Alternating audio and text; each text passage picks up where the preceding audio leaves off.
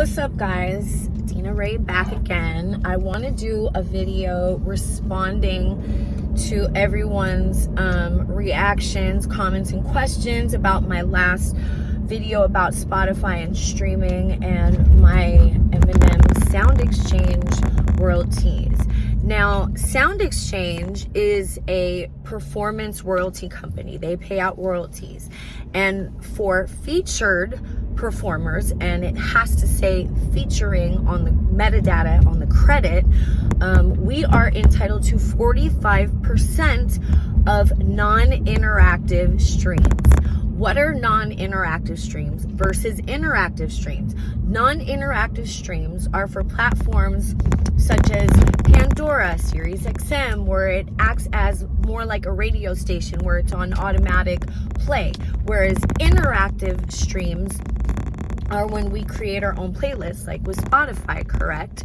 So come to find out, and this is why you guys were asking me, a lot of the numbers weren't adding up. Sound Exchange, like I said, only pays for non-interactive streams as far as for featured performers, which means I didn't get any of the Spotify money. I was only getting paid for non-interactive streams on things like Pandora and Sirius XM. So that was lesson number one.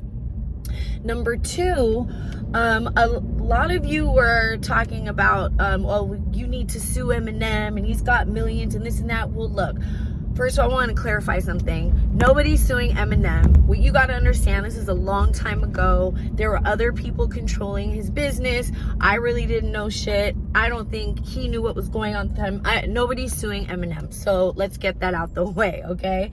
I want to give a piece of advice to all my feature performance or artists, period, is that if you do feature on someone's record, make sure you get your credit, that it is something that you agree on verbally, or even better on paperwork, that it says featuring Dina Rae. It was only because I had the featuring Dina Rae on the Superman song that I was at least able to collect non-interactive streams from Sound Exchange, okay?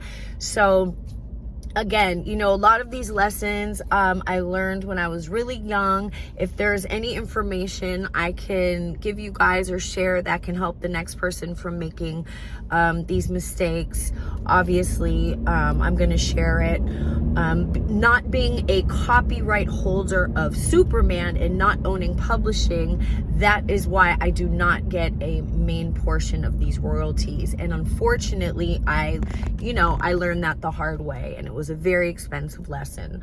However, I encourage everyone, get your publishing, get everything in writing, get your featuring credit, okay?